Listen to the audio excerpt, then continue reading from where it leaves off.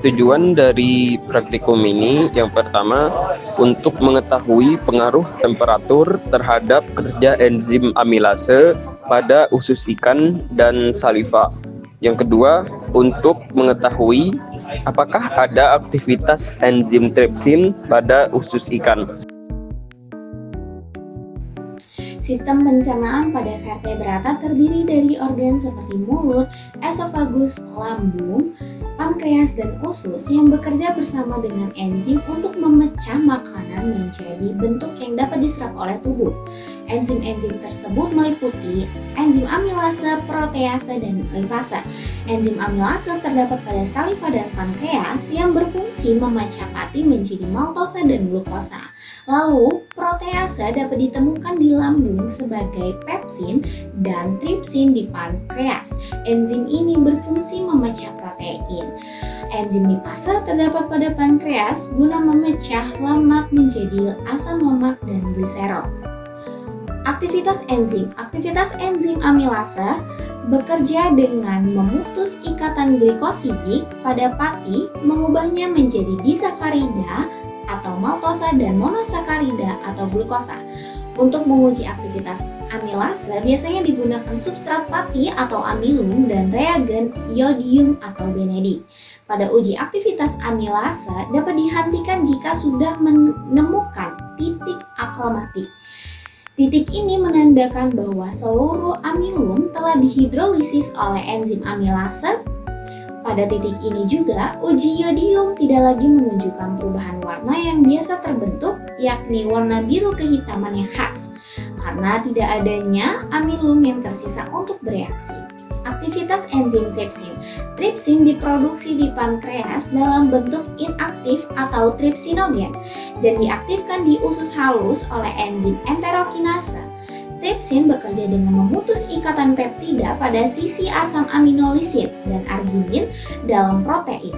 Lalu aktivitas enzim tripsin ini dapat diperhatikan pada uji biuret karena reagen biuret akan berubah menjadi warna ungu jika terdapat pepton dan asam amino yang menandakan bahwa protein telah dipecah oleh tripsin. Untuk alat dan bahan yang diperlukan dalam praktikum kali ini, yaitu ada tabung reaksi, lalu ada juga dari bunsen dan pemantiknya, lalu juga ada rak dari tabung reaksi itu sendiri, ada penjepit dari tabung reaksi, lalu ada gelas ukur, pelat tetes. Untuk bahannya sendiri itu ada usus dari ikan lele yang sudah dihaluskan, lalu dicampur dengan gliserin dan toluen dan didiamkan selama 4 hari di tempat yang gelap. Lalu juga ada amilum, iodium, benedik, albumin, CuSO4, NaOH yang 10 molar, lalu juga ada saliva, yang mana salivanya ini didapat dari kumpulan dari anak kelas. Pertama, kumpulkan saliva dan saringlah dengan kain kasa kasar. Siapkan 2 tabung reaksi. Beri label dengan keterangan kelompok dan suhu. Masukkan larutan amilum sebanyak 5 ml ke dalam tabung reaksi. Masukkan tabung reaksi ke dalam water bath dengan suhu 38 derajat Celcius. Setelah 10 menit, masukkan 15 tetes saliva pada tabung A dan 15 tetes ekstrak usus ikan pada tabung B. Setiap interval 2 menit, lakukan tes dengan larutan iodium dan benedik sampai terjadi titik akromatis. Selama pengujian iodium dan benedik, tabung reaksi tidak boleh dikeluarkan dari water bath agar suhu tetap konstan.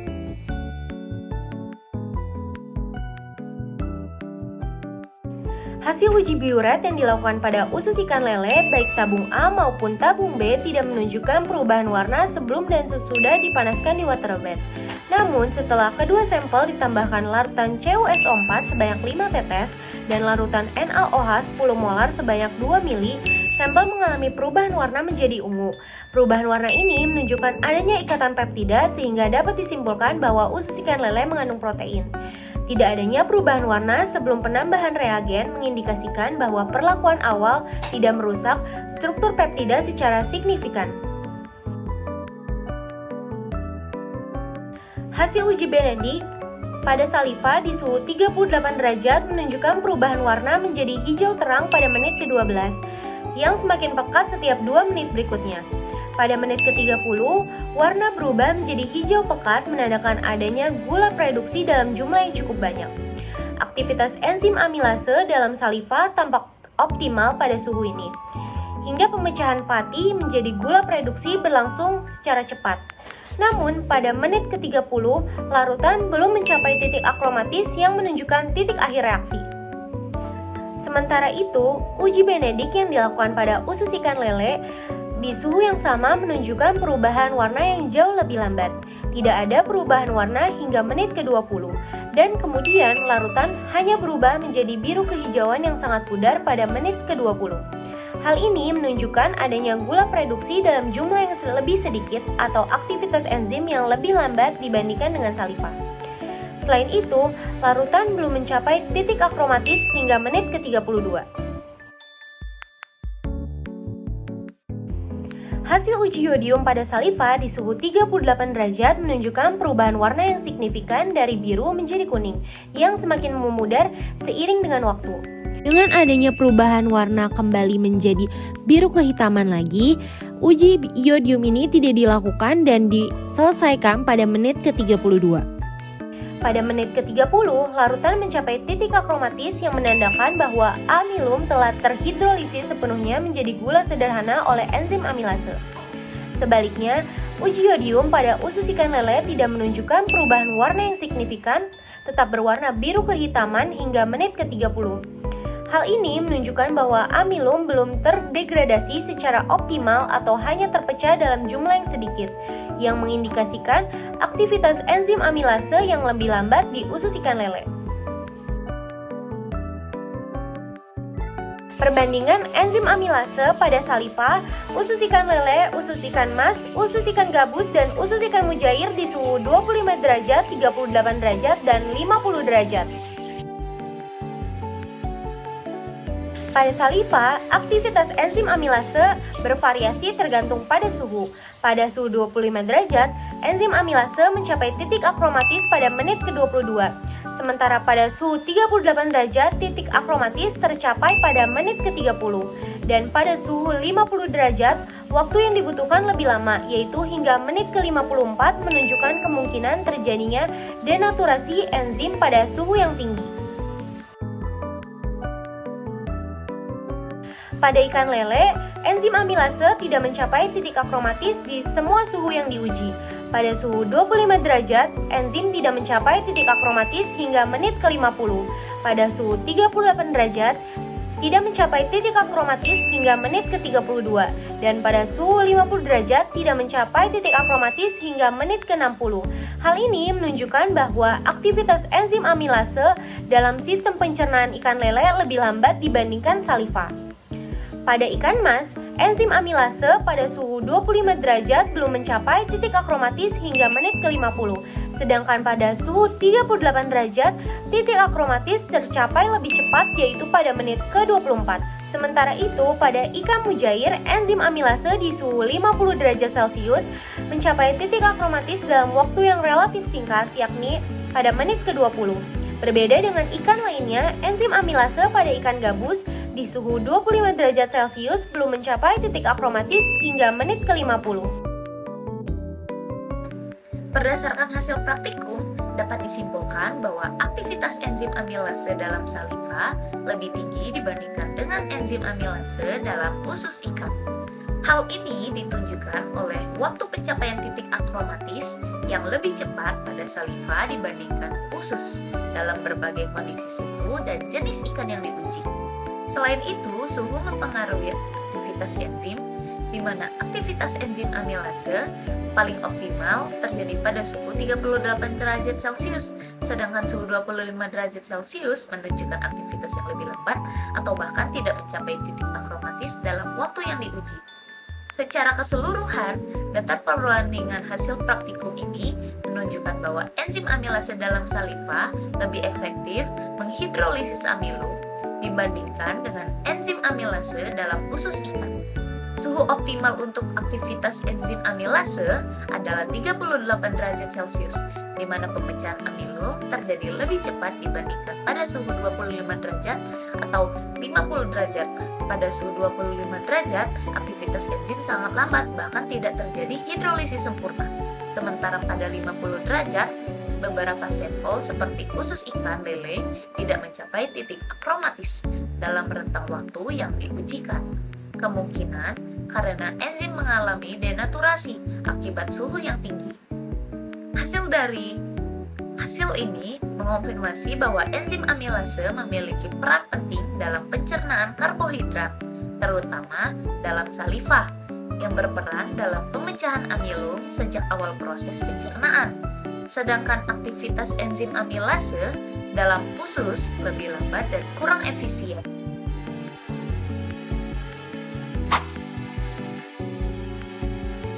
Usus ikan yang masih segar digunakan karena mengandung enzim-enzim pencernaan dalam kondisi aktif. Jika usus sudah tidak segar, enzim dapat terdegradasi atau mengalami denaturasi, sehingga hasil percobaan tidak akurat.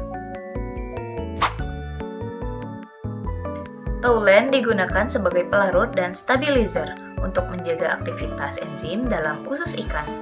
Taulen membantu mengekstraksi enzim dari jaringan sehingga dapat bekerja lebih efektif dalam percobaan.